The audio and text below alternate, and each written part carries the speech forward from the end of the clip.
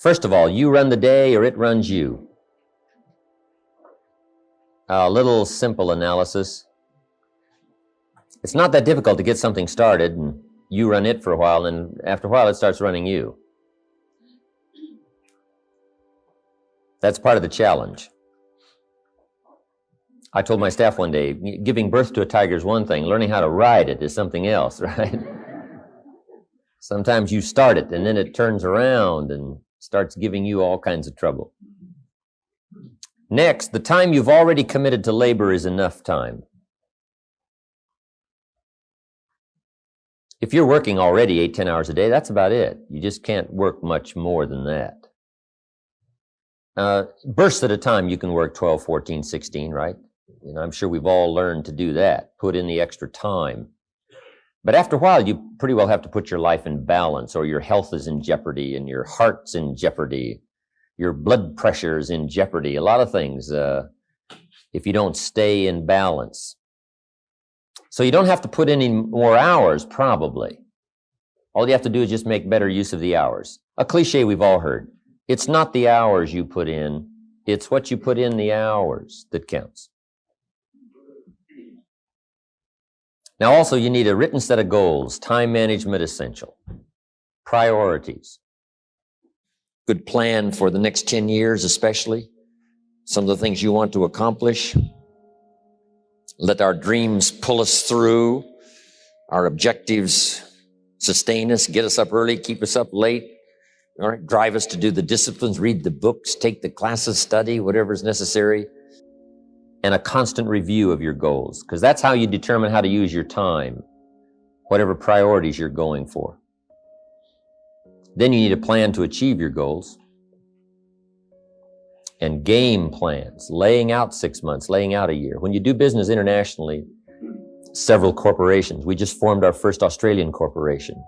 You just got to have game plans to lay all this stuff out. Otherwise, it just doesn't get done. Things get missed. Taxes don't get paid. The details don't get taken care of. You've got to learn to think on paper. And if there's one thing under time management we can get across that's major, that one is it.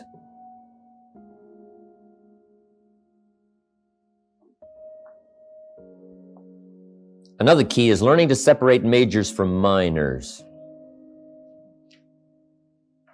That's high on the list. Making sure you don't spend major time on minor things.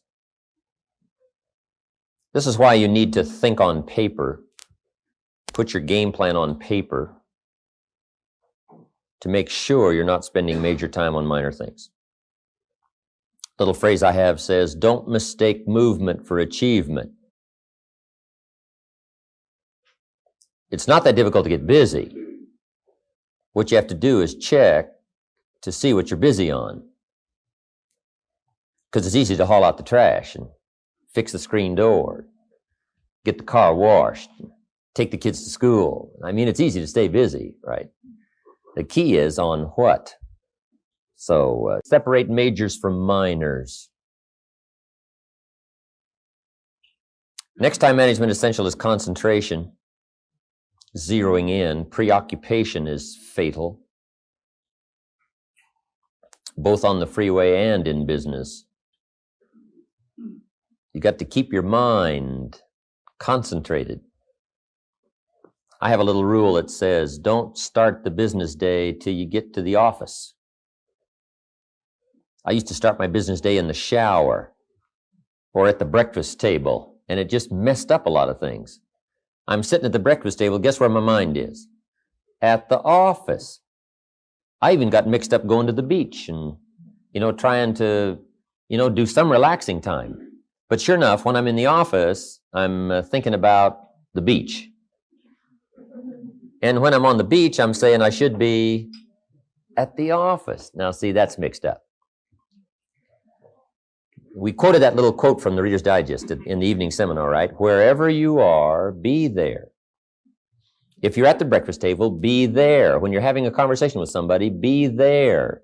When you're on your way to work, be there. Enjoy the ride. Take a look around you. What's going on? Study human nature. What's happening? Be there. And then when you get to the office, Go for it. Next time management essential is learn to say no. Boy, it's easy to overload your calendar, get yourself into all kinds of time management problems simply because you didn't have the strength to say no when you should have said no. It's much more difficult to say no and then try to get out of it later, call back, make the arrangements, go through the whole embarrassment. Better to say no than to say yes and have to back out. Ron Reynolds has a good phrase. It says, "Don't let your mouth overload your back." That's good.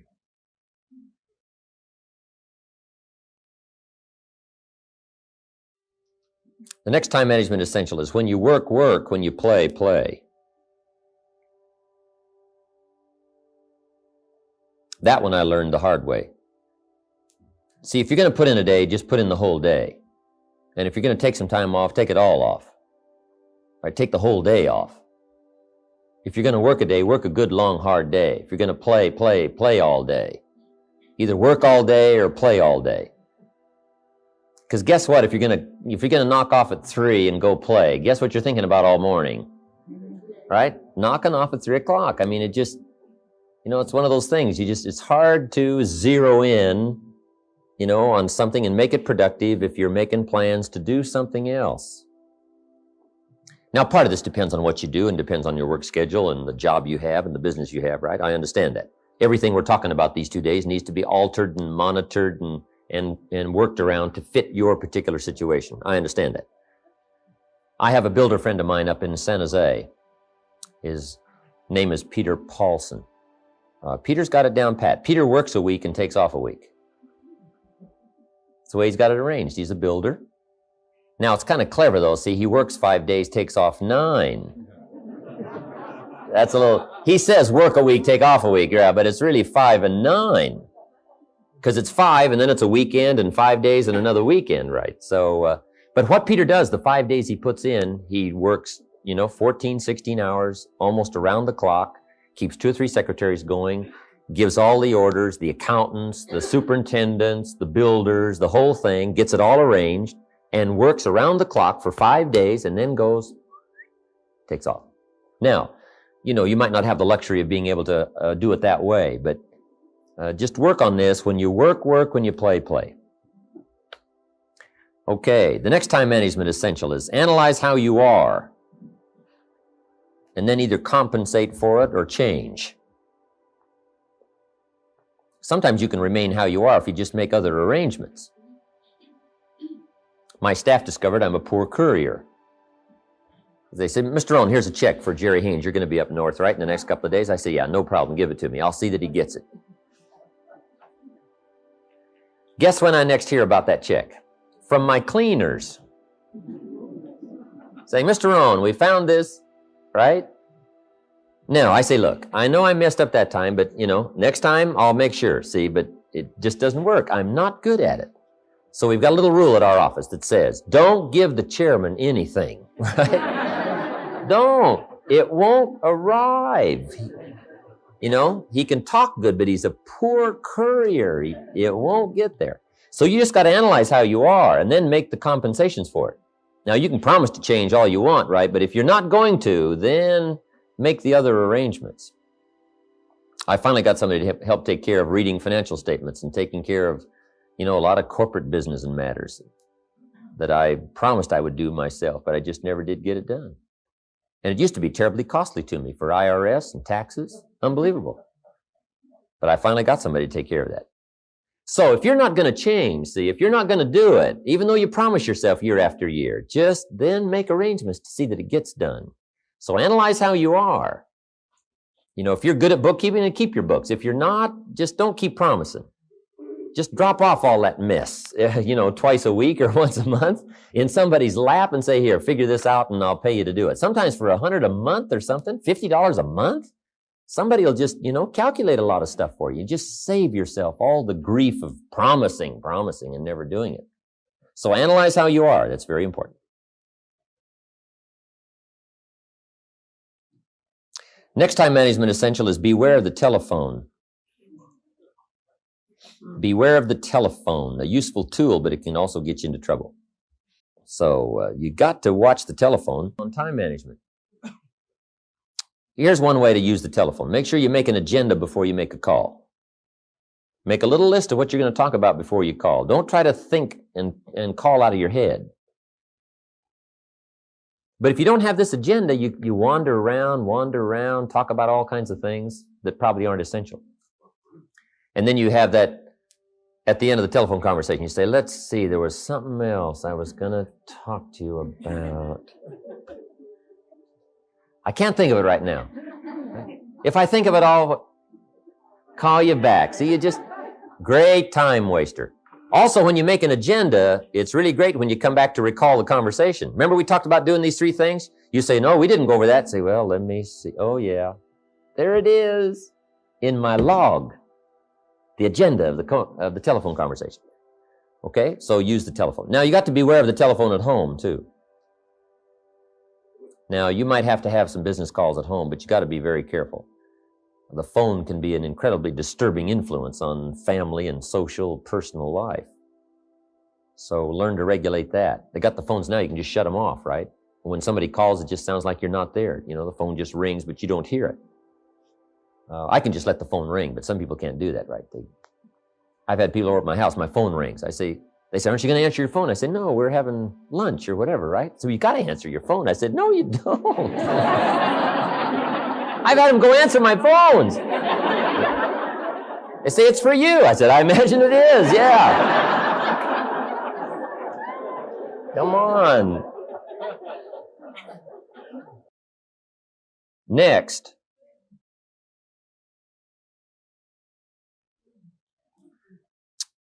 Time management essential is have a certain time to solve problems. We found that helpful, especially in the business world. We say problems after 3. Just set them aside. Now, you don't ignore them, but you just set them aside in a certain time frame.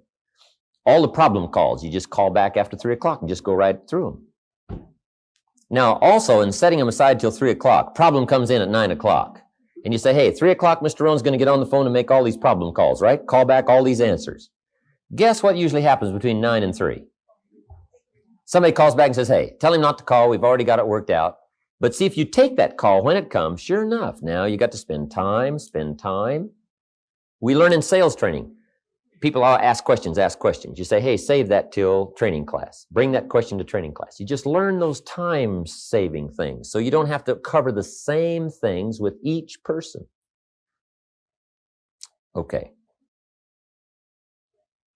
Next on time management is read all the books. Just get you some ideas on time management from the books. There's books by Bliss, McKay, Lakin.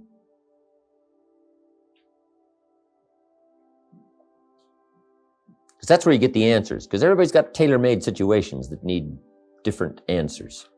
So just read them all. You know, some of them's got some kind of weird stuff. Right? If you're weird, do the weird stuff, right?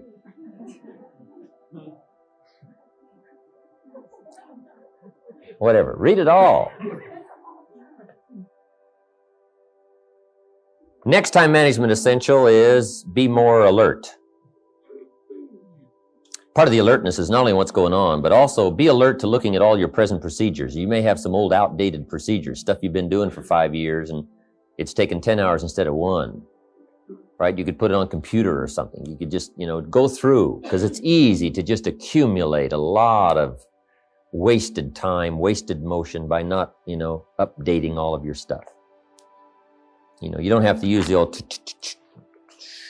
you don't have to use that anymore, right? The old calculators. They got the neat, easy stuff, right? Just go through and make sure you're not bogged down with some old, antiquated stuff that's wasting a lot of time. And then be more alert. Take a look at what's going around you. Say, hey, I've been going from here to there and it's taking too much time. In sales management, we teach, don't go across town until you've gone across the street. Have they heard your story across the street? Guys, I got this hot prospect 40 miles away. It just probably isn't worth the time. It's too far. The span of distance is too long. Just shorten up the span. So be alert as to those kind of time wasters.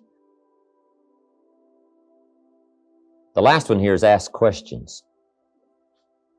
When you get ready to talk to somebody, ask some questions. It might save you a great deal of time.